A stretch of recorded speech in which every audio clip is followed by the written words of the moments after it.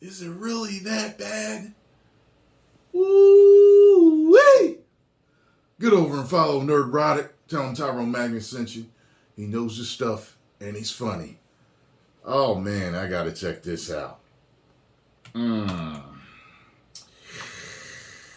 Let's get it. All right, today we're going to talk about how we can find out and how much we can find out and what it takes to get there. So first we have to decide how much do we want to find out. So let's say in this case, I want to find out at a level of 7. Okay, so I find that level on my graph, and I come horizontally to my gradient line. Where it intersects with my gradient line, I'm going to come straight down to where it intersects with my around line. Now there's going to tell me how much I have to around to find out what I need to find out. See, as you can see, the more you around, the more you're going to find out. And also, if you stay down here and you never around, you'll never find out. That's true. So I hope this lesson is helpful. Thank you. Nerdrotic.com. Good Lord. Greetings, you over 827,000 practitioners of common sense. You're brilliant, by the way. And the 40% who haven't subscribed yet, you're not so bad either. Let's talk about Netflix's biggest failure, The Witcher.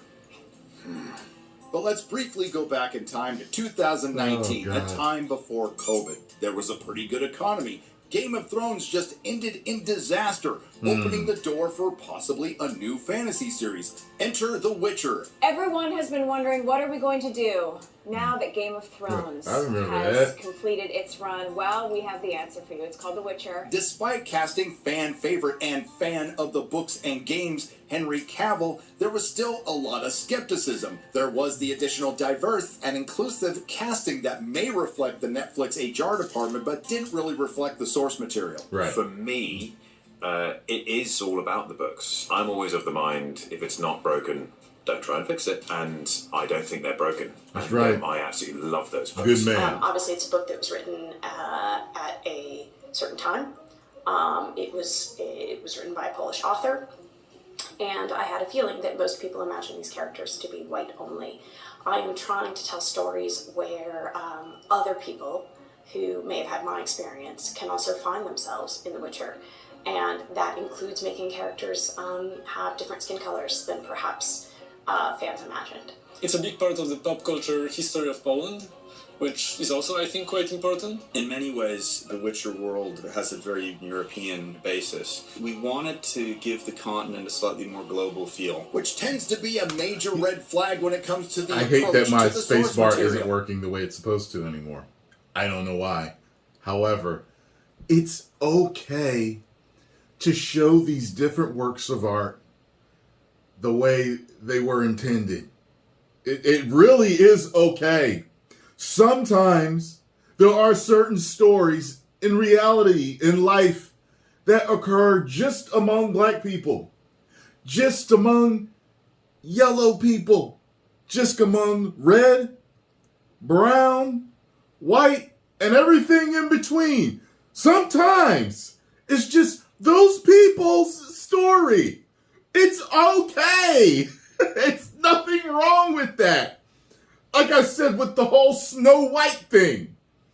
If her name was Onyx Black, and she was written by an African writer, and it was all about an African princess because she had smooth black skin like onyx, and she was gorgeous, and she had a crazy, stepmother.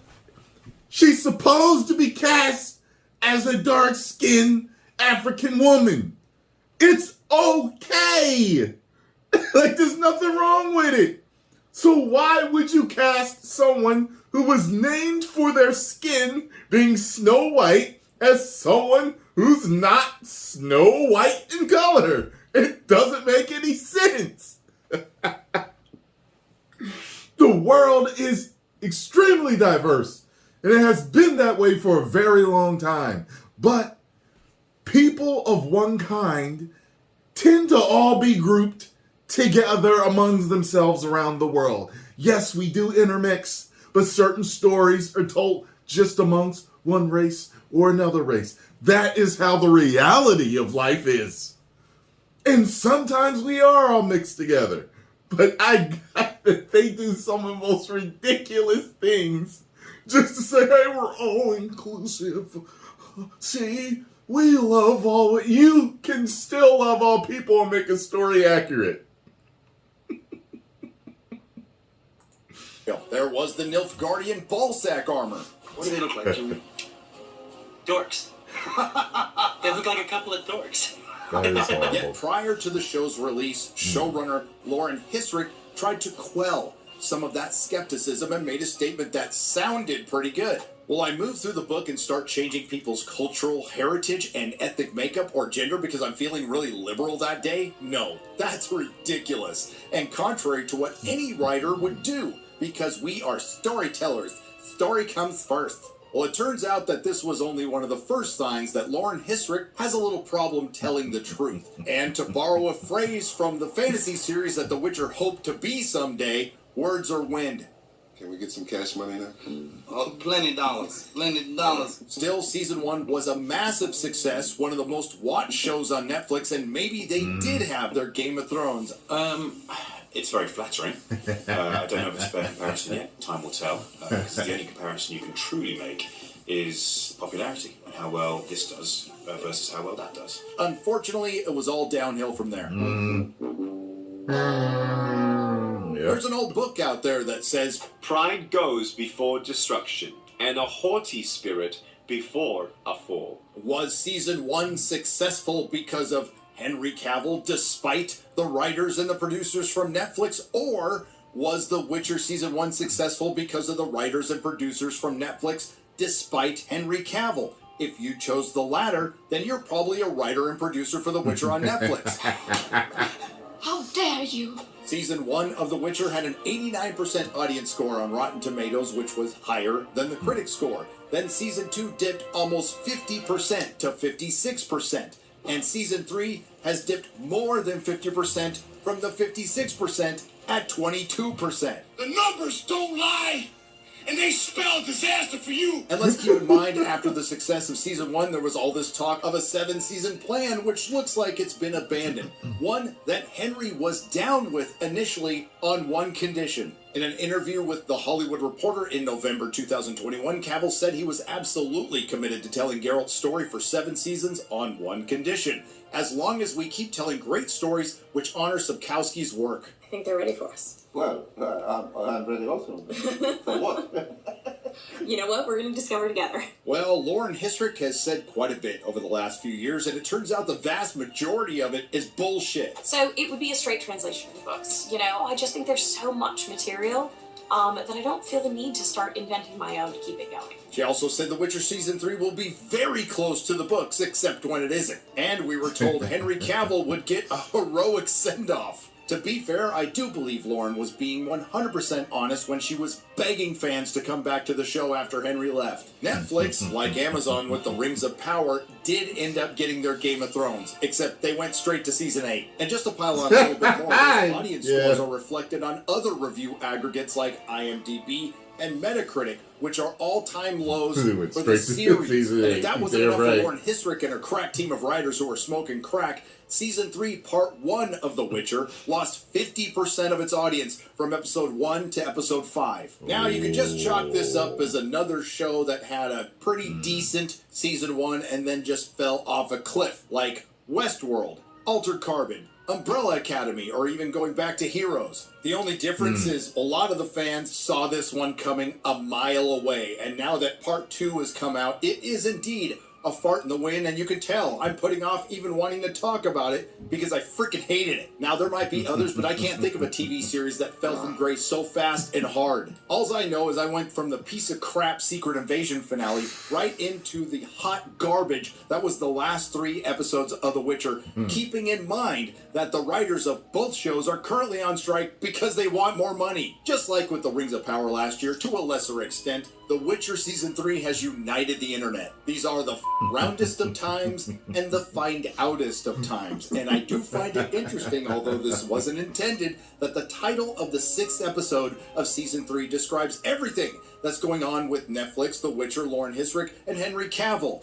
Everyone has a plan until you're punched in the face. Boy, what was that for? As with this entire series, The Witcher Season 3 Part 2 could be summed up with this. They're all searching for you, Siri. Siri! Siri! Where's the girl? Where's Siri? He's looking for Siri. I need to find Siri. Where is Cirilla? Have you seen Cirilla? Siri! Siri! Where are you, Siri? Siri, are you here? It's all about Siri. Where's Siri? For the sake of your valuable time and, more importantly, your sanity as well as mine, we're going to get through this as fast as possible. Thank you. As you may or may not recall, because you probably didn't watch the show, we left off The Witcher Season 3 Part 1 with a banquet, with repeated scenes and repeated dialogue to make it look smart. The mages were conclaving, and apparently all is not what it seems. How did I know that? What was that she was licking off her hands? It looked like oatmeal or wax or cream of wheat grits. This What brings us was to the it? dinner theater adaptation of the Thanid coup. Round one. Fight.